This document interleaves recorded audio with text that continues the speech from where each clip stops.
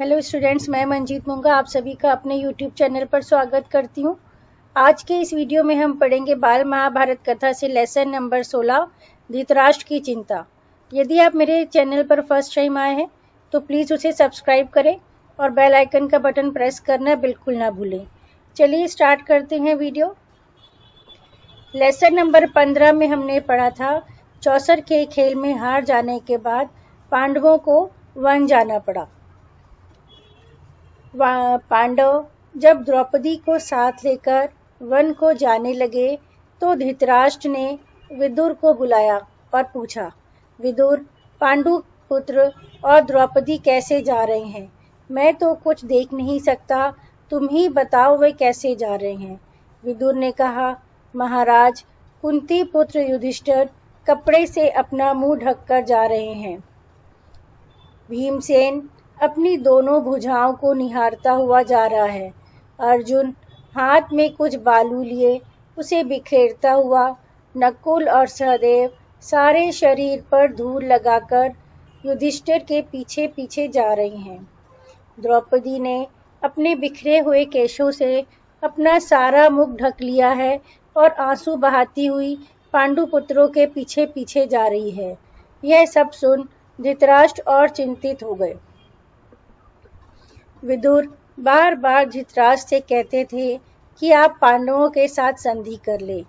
पहले तो धृतराष्ट्र विदुर की बातें सुन भी लिया करते, परंतु बार बार वे विदुर की ऐसी ही बातें सुनते सुनते ऊब गए थे। एक दिन विदुर ने जब बात छेड़ी तो धृतराष्ट्र ने झुंझलाकर बोले, विदुर, अब मुझे तुम्हारी सलाह की आवश्यकता नहीं है। अगर तुम चाहो तो पांडवों के पास जा सकते हो। विदुर मन ही मन सोचने लगे कि अब इस वंश का सर्वनाश होना निश्चित है। विदुर ने अपना रथ वन की ओर घुमाया, जहां पांडव अपने वनवास का समय व्यतीत कर रहे थे।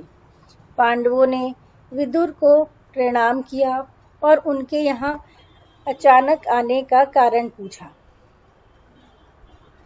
पांडवों ने सभी का हालचाल पूछा और पांडव बोले, हस्तिनापुर में सब कुशल मंगल तो है ना काका श्री?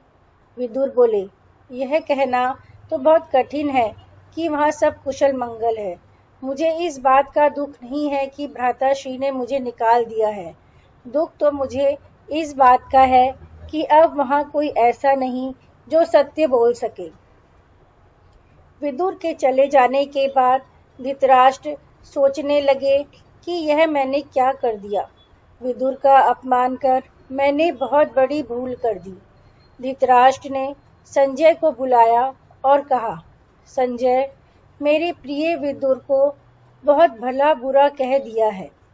वह नाराज होकर वन में पांडवों के पास चला गया। अब तुम वन जाओ और उसे वापस ले आओ।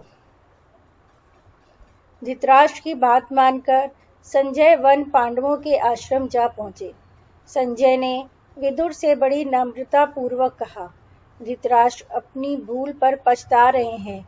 यदि आप वापस नहीं लौटेंगे तो वे अपने प्राण त्याग देंगे।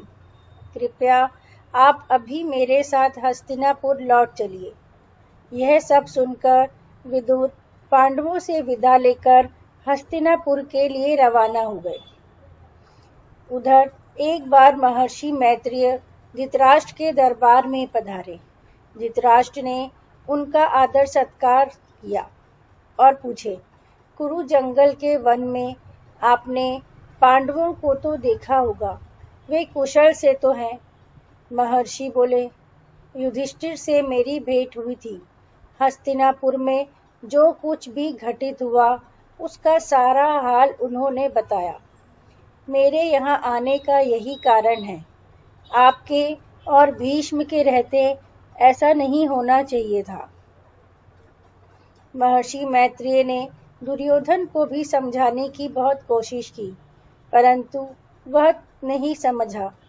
उसकी ढिठाई को देखकर महर्षि बहुत क्रोधित हो गए और उन्होंने कहा, दुर्योधन, याद रखो, अपने इस घमंड का फल तुम अवश्य पाओगे। हस्तिनापुर में घटी घटनाओं की खबर जब श्री कृष्ण को मिली तो वे पांडवों और द्रौपदी से मिलने वन की ओर चल पड़े, जहां पांडव थे। श्री कृष्ण को देखते ही द्रौपदी की आंखों से अविरल अश्रुधारा बहने लगी और बोली कि इस तरह अपमानित होने के बाद मेरा जीना ही बेकार है। कोई भी नहीं है मेरा, आप भी मेरे नहीं हैं। द्रौपदी को श्री कृष्ण ने बहुत समझाया और बोले, बहन द्रौपदी, जिन्होंने तुम्हारा अपमान किया है उन सभी की लाशें युद्ध के मैदान में खून से लथपथ होकर धरती पर होंगी। तुम शोक ना करो। मैं वचन देता हूँ कि पांडवों की हर तरह से सहायता करूँगा। ये भी निश्चय मानो कि तुम फिर से साम्राज्ञी के पद पर सुशोभित होगी। Please subscribe my channel.